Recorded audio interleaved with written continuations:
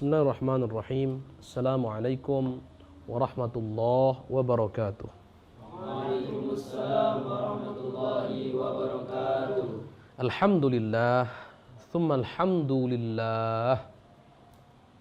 Wassalatu wassalamu ala sayyidina Rasulillah, Sayyidina Muhammad ibn Abdillah, wa ala alihi wa sahbihi wa man walah, wa la hawla wa la quwwata illa billah, amma ba'd. Anak-anakku, para santri semuanya, kaifa halukum? Alhamdulillah bi khairin wa afiyah, barakati du'aikum. Madza darsuna al-an? Darsuna al-an as-sirah an-nabawiyyah. As-sirah An-nabawiyyah. An-Nabawiyah. Baik, pelajaran kita pada kesempatan kali ini adalah As-Sirah An-Nabawiyah, yaitu sejarah kehidupan makhluk paling agung, makhluk paling mulia yang wajib kita cinta dan kita harapkan syafaatnya kelak yaumul qiyamah. Nabi kita, junjungan kita, panutan kita, Nabi Muhammad sallallahu alaihi wasallam. Masih dengan kitab Fiqhus Sirah An-Nabawiyah yang dikarang, yang ditulis oleh Syekh Muhammad Sa'id Ramadan Al-Buti.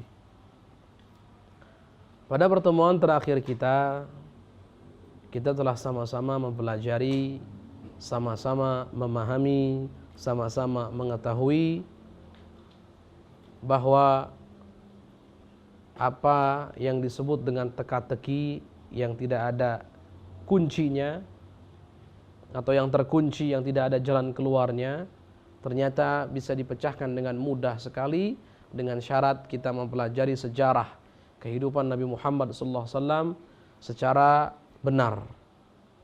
Bagaimana gambaran benar itu? Mantiqiyin, maudu'iyin, dengan sesuai dengan mantiq, dengan akal sehat kita, dengan rasio logis kita, dan sesuai dengan menggunakan pandangan yang objektif. Maka jika ini dilakukan, kita akan sampai kepada fakta atau hakikat yang sesungguhnya bahwa Nabi kita Nabi Muhammad SAW adalah Nabi yang betul-betul diutus oleh Allah Subhanahu wa Ta'ala. Ini adalah kunci daripada teka-teki yang tidak akan pernah bisa dipecahkan dan dijawab, dan tidak akan ada solusinya bagi mereka-mereka yang menjauhkan Nabi kita atau sosok Nabi kita Nabi Muhammad SAW dari identitas hakiki, identitas aslinya sebagai seorang Nabi dan Rasul. Nah, ini selesai, kita sudah pelajari. Sudah kita pelajari. Baik. Sedikit yang perlu diulas dari apa yang tersisa dari pertemuan kita atau pelajaran kita yang terakhir, yaitu faqad ittadhaha al-mubham, qaul musannif. Maka dengan ini semua sudah jelas. Yang tadinya samar sekarang sudah menjadi jelas. Kemudian wa dhaharal hal, dan nampak juga solusi. Hal itu solusi dari permasalahan, kunci dari permasalahan.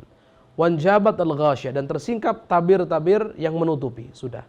Wa adal amru tabi'iyan, dan perkaranya menjadi biasa, bukan lagi teka-teki, tapi biasa, perkara biasa. Kenapa? Karena Sang Khalik yang menciptakan kekuatan dan kemampuan ketika menolong seorang hambanya atau menolong hamba-hambanya yang beriman, yang berpegang teguh kepada manhajiyah dalam agamanya, kemudian memberikan kepada mereka kemenangan, itu adalah hal yang biasa. Karena sesuai dengan janji Allah Subhanahu wa Ta'ala. Coba lihat, Allah berjanji dalam Al-Quran akan memberikan kemenangan, akan menolong hamba-hambanya yang beriman. Yang paling beriman siapa? Iman paling kuat. Ya Rasulullah SAW, sudah janji Allah itu. Sehingga ketika Allah tolong, ya bukan perkara yang aneh dan tidak perlu takjub. Oh, mengherankan. Oh, tidak perlu membingungkan, tidak membingungkan sama sekali. Tidak membingungkan sama sekali. Ini perkara biasa. Allah menolong hamba-hambanya yang beriman, menolong Rasulullah SAW. Ini biasa. Sesuai dengan janjinya. Jelas atau tidak? Balil hayrah kullal hayrah kanat taqa'. Lau anna Allah altazama an-nasr li rasulih wat ta'yida li'ibadil mu'minin thumma lam taqa' mu'jizatu dzalikan nasr wat ta'yid. Lihat. Justru yang membingungkan dan sangat membingungkan itu kalau seandainya Allah berjanji akan memberikan pertolongan kepada Rasulnya dan akan memberikan kemenangan pada hamba-hambanya yang beriman. Kemudian tidak terjadi mukjizat pertolongan itu. Jadi Allah berjanji, kemudian Allah tidak menepati janjinya. Ini baru aneh, heran. Tapi kalau Allah sudah berjanji akan menolong dan memenangkan, membantu hamba-hamba yang beriman, membantu Rasulullah SAW, kemudian Allah menangkan dan bantu Rasulullah, juga hamba-hamba yang beriman, ini nggak heran. Sesuai ini. Apa yang menjadi heran? Kenapa terheran-heran? Justru akan menjadi heran dan aneh jika seandainya Allah berjanji akan memberikan kemenangan, tapi mereka tidak menang dalam peperangan, contohnya. Tidak menang atas musuh-musuh mereka. Ini baru heran. Jelas atau tidak? Nah, jadi sekarang sudah selesai semua teka-teki yang kemarin dianggap teka-teki yang sudah berulang kali dijelaskan, berulang kali disebut. Ini sudah tidak menjadi teka-teki lagi, biasa. Sudah biasa, jawabannya sudah jelas, solusinya sudah jelas, tabir sudah tersingkap, sudah selesai. Simple. Kenapa mereka menang walaupun mereka terbelakang? Padahal mereka terbelakang, padahal mereka tidak punya persiapan, padahal mereka minoritas, padahal mereka jumlahnya sedikit. Jangan heran, Allah sudah janji menolong mereka. Siapa yang mampu melawan Allah? Selesai. Sudah. Ini jawabannya. Nah, ini jawabannya. Dan ingat kembali, Ustaz ingatkan, untuk bisa sampai kepada fakta atau hakikat ini, itu kita butuh mempelajari sejarah kehidupan Nabi Muhammad SAW dengan cara yang benar, dengan menggunakan manhajiyah yang benar. Tanpa cara yang benar, manhajiyah yang benar, maka tidak akan pernah kita sampai kepada fakta yang sungguh sangat indah ini, yang sangat jelas ini, yang sangat gamblang ini. Yang ada adalah kalau seandainya kita tidak berjalan sesuai dengan relnya dalam mempelajari sejarah, tidak sesuai dengan manhajiyah yang benar, yang terjadi adalah kebingungan di atas kebingungan, keheranan di atas keheranan, yang terjadi banyak sekali teka-teki yang tidak akan pernah terpecahkan. Jelas atau tidak? Baik.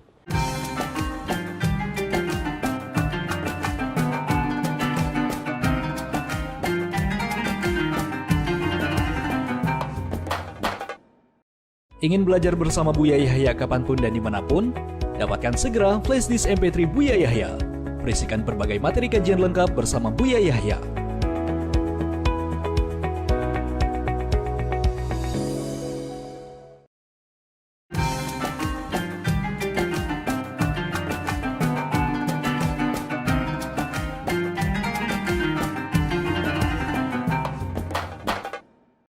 Baik, kita lanjutkan. Dan ini yang akan kita pelajari ini adalah judul baru, tema baru.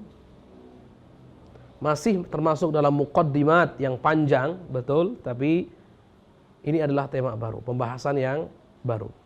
Dan ini sudah mulai bahasa kitanya mungkin sudah mulai nyerempet, dekat-dekat kepada sejarah ini sudah. Bahkan di dalamnya ada sejarahnya. Kalau yang awal sampai sekian pertemuan kita, dari awal sampai tadi itu pembahasan tentang manhajiyah, dan itulah pentingnya manhajiyah. Dan kami salut wallah kepada guru-guru mulia kami, guru-guru mulia kita, ulama-ulama Ahlussunnah wal Jamaah yang sangat kuat dan teguh berpegang teguh kepada manhajiyah. Tanpa manhajiyah kita akan meleset, tanpa manhajiyah kita akan tersesat, tanpa manhajiyah kita tidak akan pernah sampai kepada hakikat yang diinginkan, pada tujuan yang dituju. Maka Ustadz wasiatkan kepada kalian, berpegang teguhlah kepada manhajiyah. Dan kita sudah punya manhajiyah Ahlussunnah wal Jamaah. Ini perlu diulas kembali. Jadi yang dari awal dulu dibahas sampai tadi itu tentang manhajiyah. Dalam mempelajari, dalam pencatatan dan dalam pembelajaran juga pemahaman sejarah secara umum dan sirah secara khusus. Kita sudah ada berapa manhajiyah, kita simpulkan. Ada berapa manhajiyah? Ada 2. Ada madhab maudhu'i, ada madhab dzati. Nah, kalau kita ditanya dalam mempelajari sejarah secara umum atau sirah nabawiyah secara khusus, kita harus memiliki manhajiyah. Sebelumnya, manhajiyah itu apa sih manhaj itu? Apa sih manhaj itu? Manhaj itu artinya adalah secara bahasa at-tariq al-wadih. Jalan yang jelas terang benderang. Kita semua tahu jalan itu banyak. Tapi hanya jalan tertentu yang akan mengantarkan kita kepada tujuan yang kita inginkan. Maka ketika kita memiliki tujuan ingin mencatat, mempelajari, memahami sejarah dengan benar, itu tujuan kita. Agar kita mendapatkan fakta yang benar. Fakta yang sahih. Informasi atau kabar, riwayat yang valid. Ini tujuan kita, ini yang kita inginkan. Ini yang kita inginkan. Agar kita sampai kepada keinginan kita, tujuan kita, goal kita, hadaf kita, maka kita butuh melalui jalan yang sangat jelas. Jalan yang benar. Jalan yang benar ini disebut dengan manhajiyah atau metodologi. Jelas atau tidak? Bisa dipahami? Dan dalam mempelajari sejarah ada dua. Singkat saja, ada madhab maudhu'i, ada madhab dzati. Madhab maudhu'i artinya adalah madhab aliran yang objektif. Yang mereka lakukan apa? Yang mereka lakukan hanya membukukan, mencatat apa yang sudah pasti benar, apa yang pasti yang ada. Jadi apa adanya, bahasa simpelnya mereka menulis sejarah apa adanya. Tanpa ada campur tangan dari mereka, tanpa memasukkan ide-ide mereka, tanpa memasukkan pandangan pribadi mereka, tanpa memasukkan keinginan pribadi mereka atau kelompok mereka, tidak. Pokoknya sejarah berkata A dan itu fakta, ditulis A dan itu fakta. Jelas atau tidak? Ini maudhu'i objektif. Dan inilah manhajiyah kita semuanya, manhajiyah umat Islam, ulama muslimin. Maka masih diingat tadi Syekh Al-Buti mengatakan bagaimana caranya kita mempelajari sejarah yang benar. Caranya mantiqiyin, maudhu'iyin objektif di sini. Dan inilah manhaj kita. Ini manhaj kita. Baik. Kemudian yang kedua, inilah manhaj musuh-musuh Islam. Yang dicari bukanlah fakta, yang dicari bukan kebenaran, yang dicari adalah bagaimana mereka sampai pada apa yang mereka inginkan. Mazhab ini disebut dengan mazhab dzati atau mazhab subjektif. Ini yang panjang lebar kita bahas. Kekurangan-kekurangannya, borok-boroknya, perangkap-perangkapnya, jebakan-jebakannya, kepalsuan-kepalsuannya, mudharat kita bahas panjang lebar. Dalam banyak pertemuan kita bahas. Demi menjelaskan tentang manhajiyah yang benar itu seperti apa. Agar kita menjadi benar dalam hal mempelajari, memahami sejarah. Itu nah. Dan itulah ulama kita. Sangat menjaga betul-betul yang namanya manhajiyah. Siapapun yang leha-leha dengan manhajiyah, yang meremehkan manhajiyah, maka dia akan terpeleset. Sudah. Dia akan terpeleset. Mau tidak mau akan terpeleset. Ini sudah konsekuensi. Nah. Sudah konsekuensi seperti itu. Maka pegang teguhlah manhajiyah. Baik, manhajiyah yang objektif dalam pencatatan sejarah itu seperti apa? Nah, dalam pencatatan sejarah manhajiyahnya berupa kaidah mustalah hadis dan jarah wa ta'dil. Artinya, ketika ada kabar berita, sejarah itu adalah kabar berita. Nah. Sejarah itu sesuatu yang sudah terjadi dan berlalu. Dan bisa sampai kepada kita informasinya melalui kabar berita. Ketika kabar berita kita dengar, bagaimana caranya kabar berita yang kita dengar yang sampai kepada kita ini valid? Maka harus ditimbang dengan timbangan yang berupa kaidah mustalah hadis. Masya Allah. Membahas tentang matannya, tentang teksnya, membahas tentang sanadnya, ya ini para periwayatnya dan seterusnya. Ini tidak mudah. Tidak setiap apa yang didengar kemudian dipercayai, diimani, diamini, tidak. Tapi apa yang didengar yang sampai diseleksi terlebih dahulu, ditimbang dengan menggunakan timbangan kaidah jarh wa ta'dil dan kaidah mustalah hadis. Kalau sudah lolos ditimbang, maka kita bisa yakin aman bahwasanya yang sampai kepada kita itu adalah benar. Jelas atau tidak? Begitulah hebatnya ulama-ulama kita, dan manhajiyah ini yang memiliki hanya ulama kita. Karena ulama kita memang yang dicari adalah kebenaran, yang dicari adalah ilmu yang sesuai dengan fakta. Makanya umat Islam itu subhanallah dengan menjadi umat Islam sudah secara otomatis akan digiring untuk mengagungkan ilmu, mengakui ilmu, mencari ilmu, mengikuti ilmu. Dalam ayat Al-Quran dikatakan wala taqfu ma laysa laka bihi ilm. Jelas. Jangan ikuti yang kamu tidak tahu ilmunya. Simpelnya begitu. Sedangkan kebalikannya yang namanya madhab dzati tidak punya manhajiyah yang jelas. Ukurannya apa? Kabar berita benar dan tidak benar menurut mereka. Kalau menurut kita jelas. Ukuran kabar berita, khabar, riwayat, benar dan tidak benar harus melalui dua kaidah. Kaidah jarh wa ta'dil dan kaidah mustalah hadis. Kalau sudah lewat, sudah disaring, sudah ditimbang, baru saat itu bisa dinilai benar dan tidak benar, sahih dan tidak sahih. Kalau mereka mazhab dzati yang subjektif, apa yang menjadi ukuran agar berita tersebut dianggap benar? Tidak ada. Ukurannya adalah keinginan pribadi. Sudah selesai. Jadi yang dicari bukan fakta, bukan. Yang mereka cari adalah bagaimana caranya mereka sampai pada apa yang mereka inginkan.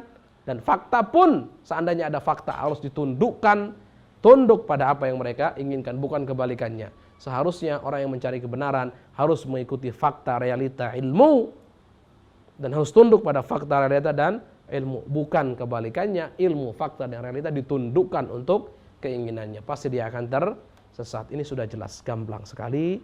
InsyaAllah kita akan pelajari judul baru. Dan ini sudah mulai nyerempet ke sejarah. Nah, sudah tidak membahas tentang manhajiyah yang panjang itu kita bahas. Baik, insyaallah.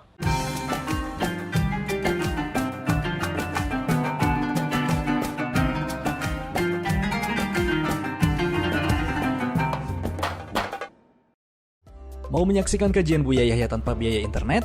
Segera pasang parabola Al-Bahjah TV di rumah Anda. Bebas biaya bulanan dan tanpa koneksi internet.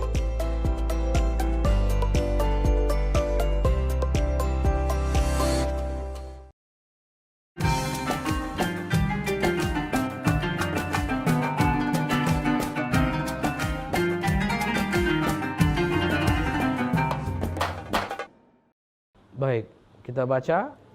Qala al-musannif rahimahullah ta'ala, nafa'ana Allahu bihi wa bi'ulumihi wa 'ulumikum wa amaddana bi asrarihi wa a'ada 'alaina min barakatihi amin, ila an qala sirru ikhtiyaril jaziratil arabiyyati mahdan li nash'atil Islam.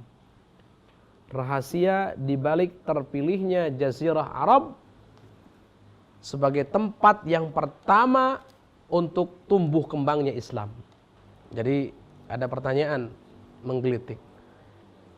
Kenapa Allah Subhanahu wa taala memilih Jazirah Arab sebagai tempat tumbuh kembangnya Islam? Kenapa? Ada apa dengan bangsa Arab? Kenapa enggak bangsa Melayu saja? Atau bangsa Madura saja? Kenapa? Kenapa harus bangsa Arab dalam hal ini? Kenapa enggak bangsa Eropa dan seterusnya? Tentu kita semua sepakat bahwasanya Allah Subhanahu wa taala dalam setiap perbuatannya pasti mengandung hikmah. Hikmah itu memang kadang kita bisa ketahui, kadang hikmah itu kita tidak bisa ketahui. Yang jelas Allah pasti memiliki hikmah dalam setiap perbuatannya, dan hikmah itu ikut pada perbuatan. Sudah. Ini masalah akidah nanti. Bukan hikmah ini adalah yang menggerakkan Allah, tidak, tapi hikmah ikut pada perbuatan-perbuatan Allah. Ini harus tegas di sini. Baik. Apa sih hikmahnya? Nah, ini sudah. Apa sih hikmahnya? Apa rahasianya? Jawabannya kita baca perlahan-lahan. Untuk mengetahui hikmahnya, rahasianya, ada prolog terlebih dahulu, ada muqaddimah, ada maklumat-maklumat yang harus kita ketahui terlebih dahulu, harus kita bahas terlebih dahulu. Maka setelah itu baru kita akan mampu untuk menyimpulkan dan mengungkap hikmah di balik terpilihnya Jazirah Arab sebagai tempat tumbuh kembangnya Islam. Sebagai tempat tumbuh kembangnya Islam. Baik. Qal wala budda qabla an nadkhula fil hadits an siratihi sallallahu alaihi wasallam. Sifatnya adalah harus. Sebelum kita masuk pada pembahasan tentang sejarah kehidupan Rasulullah sallallahu alaihi wasallam wa 'anil jaziratil arabiyyati allati nasha'a fiha wa ikhtarahu Allah minha, dan tentang jazirah Arab yang mana Rasulullah bertumbuh kembang di situ dan Allah Subhanahu wa taala pilih Rasulullah yang merupakan Rasulullah tersebut dari bangsa Arab.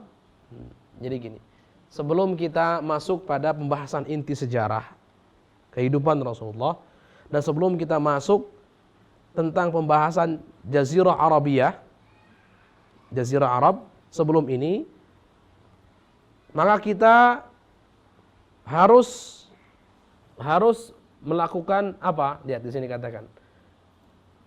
Min an nastajliyal hikmatal ilahiyatal iqtadat an takuna bi'atsatu alaihi salatu wassalam fi hadhil buq'ah min al-alam duna ghairiha.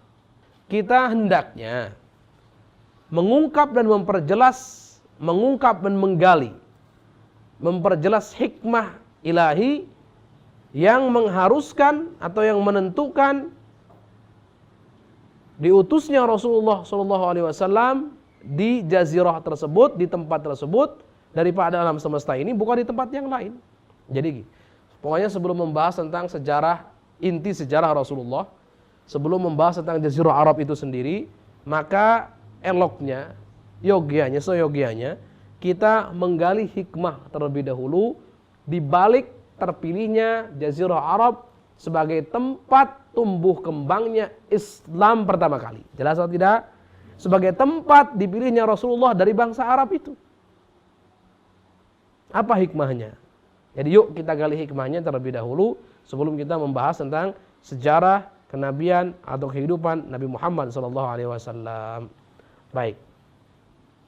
Wa an takuna nash'atu ad-da'wah al-islami ala yadil Arab qabla ghairihim.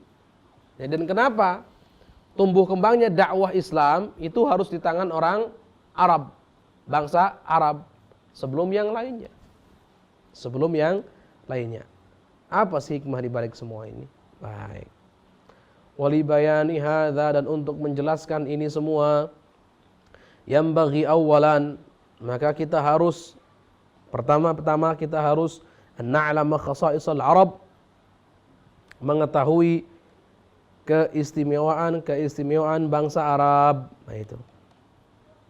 Wa tiba'uhum, dan tabiat watak mereka bangsa Arab qabla al-Islam, sebelum Islam, aja sebelum datangnya Islam. Apa sih keistimewaan mereka? Khususiahnya mereka itu apa sih? Kemudian watak mereka itu seperti apa sih? Ini yang harus dipelajari terlebih dahulu agar kita bisa menyimpulkan hikmah di balik terpilihnya bangsa Arab sebagai tempat pertama tumbuh kembangnya Islam. Baik. Wa an natasawwar al-buq'at al-jughrafiyah allati kanu ya'ishuna fiha wa mawqi'aha mimma haulaha. Dan kita juga harus memiliki gambaran tentang tempat-tempat secara letak geografis yang ada di sekeliling Arab saat itu. Tempat-tempat secara geografis yang ada di sekeliling Arab. Wa an natasawwara fi muqabil dzalik ma kanat 'alaihi al-umamul ukhra idzaka. Dan juga kita harus memiliki gambaran tentang umat-umat atau kaum-kaum yang hidup saat itu. Saat bangsa Arab yang bersamaan dengan bangsa Arab itu, umat-umat yang lainnya. Intinya harus mempelajari bagaimana umat-umat yang lainnya. Kal Furs wal Rum, seperti Persia dan Romawi. Wal Yunan wal Hunud, dan Yunani juga Hindu, India. Minal adati wat tiba' wal khasa'is al hadariyah, yang kita pelajari adalah adat, kebiasaan-kebiasaan mereka, at-tiba', at-tiba', watak mereka, perangai mereka, khasa'is, keistimewaan-keistimewaan mereka, al hadariyah, yang sifatnya adalah kebudayaan. Jadi simpelnya beginilah. Ini simpelnya begini, sebelum kita masuk pada pembahasan inti tentang sejarah sebelum kita membahas tentang bangsa Arab itu sendiri atau Jazirah Arab itu sendiri, maka hendaknya kita menggali hikmah di balik terpilihnya bangsa Arab sebagai awal mula perkembangan atau tumbuh kembangnya Islam. Tempat pertama tumbuh kembangnya Islam. Bagaimana untuk kita bisa mengetahui itu? Maka hendaknya kita wajib mengetahui, harus mengetahui keistimewaan orang-orang bangsa Arab. Watak mereka seperti apa sebelum Islam. Kemudian kita juga harus memiliki gambaran jelas tentang letak atau tentang tempat-tempat secara letak geografis yang mana mereka hidup di sekitar bangsa Arab. Lihat. Kemudian juga kita harus memiliki gambaran tentang umat-umat yang hidup bersama bangsa Arab saat itu, seperti Persia, Romawi, Yunani, India. Memiliki gambaran apa? Gambaran tentang adat istiadat mereka, tentang watak tabiat mereka, tentang keistimewaan mereka yang sifatnya adalah kebudayaan. Ini kalau sudah difahami, insya Allah akan mengetahui hikmahnya. Tapi karena waktu, kita harus cukupkan terlebih dahulu pelajaran kita pada kesempatan kali ini. Insya Allah kita akan lanjutkan di kesempatan berikutnya. Semoga Allah Subhanahu wa taala memberikan kita semua ilmu yang bermanfaat, yang bisa menghantarkan kita pada keridhaan Allah, kepada surganya Allah, keridhaan Rasulullah sallallahu alaihi wasallam, kepada bersanding dengan Rasulullah sallallahu alaihi wasallam di surganya nanti. Ala hadin niyah wa la kulli niyatin salihah. Al-Fatihah.